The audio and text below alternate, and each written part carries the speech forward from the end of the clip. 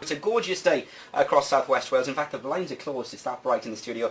And two very special guests, Trudy Goodwin and Abi Titmus. Hello, guys. Hi. Looking good. Very summery today. Looking a bit creased, actually. He's only living out of a suitcase at the moment. Trudy's not, but I am. Trudy looks fine. Brilliant. So we're going to chat to you guys. You're in the Grand Theatre at the moment in Swansea. A very special production. You guys have been on tour for how long? It's got to be a few weeks now. Oh, since February. Is it 8 weeks? Yeah, No, it's two months we've been on tour now. 2 months. And you started rehearsals back in the start of the year? February. Yeah. End of February, beginning of March, we started the tour. And normally with things like pantos and plays, you get a very short space of time to learn. How long did you guys have? We only had 2 weeks, actually. 2 week rehearsal. And it's not enough for this show. They have done this show before. It has been out before, but we haven't done it before. Yeah, but to do the pole dancing and the words. Yeah. It's their fourth tour, so it's been really successful, which is one of the reasons I wanted to do it. And Lisa Riley's in it, and I thought, and she's a fantastic actress with a great career, and I just thought, you know, if she's done it 4 times, the only person I knew that was in it when I first got off the job, I thought if she's in it, it must be good to do it 4 times. You know, it must be something good here, and there is. But it does mean that obviously you don't need that much rehearsal because you're sort of, you know. But anyway. You're expected to just pick it up because they've done it before, you know. But we actually started. We all started training in pole dancing months before the actual rehearsal started. I prepared for the role. I think it was 3 months I trained. You guys would be so fit right now. There's some 6 packs and all sorts. Yeah, well, we've got some muscles, I'm telling you. Yeah. I'll arm wrestle you later, Jen. I'll give it a go. I'll give it my best shot. It's a great play that we're talking about today, which we'll come to in a second. But if I can start with you, Trudy. You know, it's fair to say that everyone recognises the name from the bill. I mean, lots of people probably grew up with it as well. Yeah. What's it like? Is it quite strange to be away from it now? It's been a long, long time. Is it? You know, I suppose it's time to move on. It doesn't feel strange, and I really thought it would, but it doesn't. I mean, it's been a while now. Actually, it seems like ages ago. Yeah. And it just feels like I've moved into a different kind of period of my life, I suppose, which is what I wanted to do. Yeah. Because I had such a great time on that programme and loved it, but you know, you think actually there comes I a time to move on yeah, and exactly. do something else. So no, it doesn't feel odd at all. It just feels like being back to what I was before, really. Now they brought in a fairly new cast. Do you still keep in touch with the likes of PC Stamp and Jim Carver, Reg Hollis? Everybody. Yeah. No, and in fact, I was texting Graham PC Stamp the other day. No, I'm still very much, especially with the original cast members like. Because they have changed it quite a lot recently, haven't they? Yeah, but especially with Nuala, who was Martella, and Cryer, Eric Richard, and Mark Wingett, who was Carver. We're on we talk most weeks actually. Yeah. So we're really good friends. I kind of always knew that we were going to stay friends for a very long time, and we will always be friends, which is lovely. But it's weird in a way as well, because when you first started the bill, I remember hearing somewhere that you spoke to Dave Simpson, the writer, of course, and you were on a beach somewhere as well. Tell us the story. Yeah, we were on a beach in Skiathos, and it was 25 years ago or something. And my daughter was on the beach and got talking to this other little girl who was the same age. And then you know how you do, you get talking to the parents, and it was Dave Simpson who wrote this play, The Naked Truth, that we're doing. And he said, oh, I'm a writer, and I said, oh, well, I'm an actor, and I've just started on this programme called The Bill, but, you know, I don't think it's going to particularly do anything. And he then went on to write for Emmerdale and all sorts, and to write plays, and I went on to stay on The Bill, and he wrote 2 episodes of The Bill as well. Fantastic. So I went to stay on the programme for 23 years. 23 years, you hang up your hat. And what's it like to go from television, you know, to have cameras in front of you 24 hours a day, probably 6 days a week, to then going on to stage and having a sort of live audience? It was actually very scary because I hadn't been on stage for 12 years. I did a lot before I did television. I did 10 years of stage before that. But you know, when you haven't done it for a long time, you really wonder whether you still can. And it is frightening because obviously if you go wrong, you can't say cut. Can we go again? Yeah. Especially not if you're up a pole. No, especially not if you're up a pole. But you know, it's been a really good experience. I'm with some very experienced people like Lisa, as Abi said. You know, who's very experienced, and we've all kind of mucked in together, and we get through it. Even if people do go wrong, you cover for each other. Brilliant. And Abi yourself, of course, you've sort of risen to the demands with the likes of modelling. You were on 38 magazine covers at the time, and then you've done things like Love Island and Hell's Kitchen. What made you move into acting? Because I think you sort of started out in nursing, is that right? Yeah. 10 years ago I graduated from university as a nurse and realised I was in the wrong job, and straight away went to do drama school, went part-time as a nurse. I did work as a nurse for 8 years, and I'm very proud of that, but I also knew I wanted to do something else. Yeah. So I trained, I just, as much as I could train. I didn't do a degree in acting, but I did do 3 years of classes and courses, and all that, and it was at that point that I came into the public eye. So all the modelling and the TV shows were a bit of a sabbatical really from what I actually wanted to do.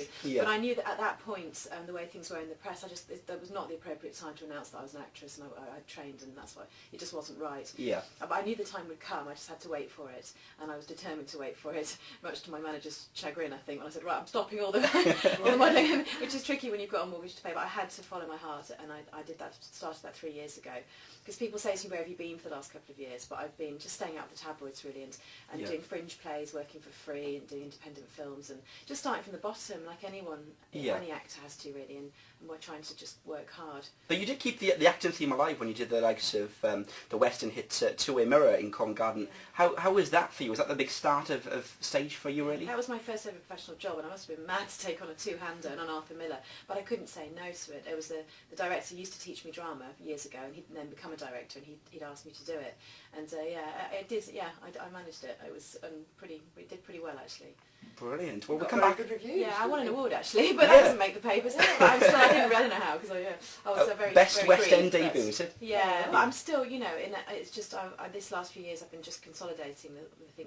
You never stop learning about acting really, and to work with people like Trudie and Lisa Riley for me is just a dream come true, and I'm learning so much from them and their experience. I think we all are though, aren't we? Because also I've never done comedy before, and I find that quite. Although actually my character doesn't have a huge amount of comedy, but this is a very, very funny play. Yes. Now we've mentioned you guys where you've come from, what you're up to these days, but let's talk more about this very special production at the Grand Theatre in Swansea. It's called The Naked Truth. Now for anyone thinking, hang on a minute, what's it about? Unfortunate title, I think. But it's a great title. There's no nakedness in it. Yeah. There are some outfits. Let's just say outfits at the end of the show, and I include Trudie in that as well as myself. At the end of the show, which are but not naked. No. Not naked. And you've got a fantastic cast. You've got the likes of Lisa Riley as well. You've got Julie. You've got Emily as well. Some new sort of actors, up and coming ones as well. I think. Yeah. Has it been an experience for those guys? Yeah, well, they're new to you, but they've been acting for a long time, so they're not new. I mean, Emily's only 27, but she's been acting for 20 years since she was a kid. So that's from acting Julie, family. Julie Buckfield, Claire's sisters, and Hollyoaks and everything. She's been doing it since she was a kid as well. So so it's fantastic. It's basically an uplifting comedy about sisterhood. This show.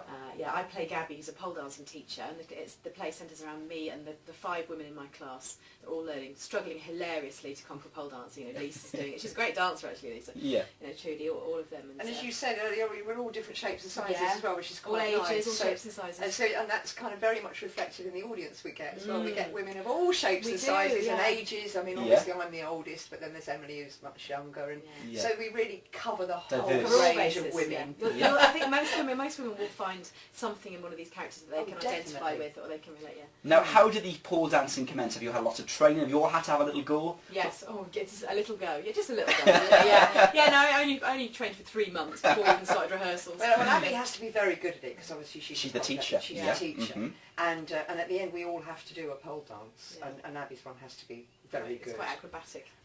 Jules has done it before, so Jules is already very good at it. And in fact, everybody, well, I'm not particularly, but everybody else is very good at it, but they don't necessarily have to be that good on stage, if you see what I mean. Some of them are funny, some of them are more really, professional looking. But yes, we had to do, I mean, I couldn't do it at all. No, I couldn't. I remember the first class standing looking at this shiny metal pole went from floor to ceiling. How the on earth am I going to get at that? Yeah, and we do. I do all the good stuff, upside down, climbing it, all sorts of stuff. Yeah. And you guys really got fit after it. Oh God, you have to be very strong actually to climb up your whole to the top body of that weight pole. through your arms.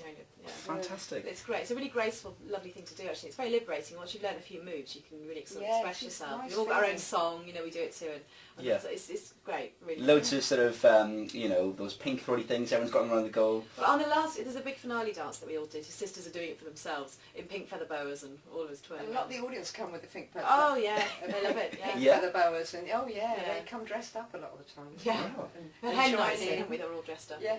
But usually, like last night in Swansea, they were up on their feet clapping at the end. And but it's not just for women either, is it? No. That's the thing. I mean, a lot of this production, a lot of people think, oh, well, this women is related to the sort of fundraising and awareness of cancer as well. But I think it's something that guys can go along and see as well. Well, one critic said it was better than Marriage Guidance, and men certainly do. It's like it's what women talk about when men are not there, so they'll probably learn something. Yeah, they might learn something. Brilliant.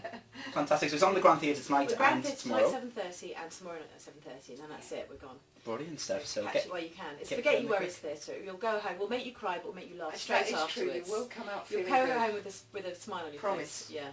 Fantastic. Well, ladies, it's been a pleasure to have you in the studio. You. You're at the Grand Theatre tonight and tomorrow. It's The Naked Truth, a great cast, and I wish you all the best with the rest of the play.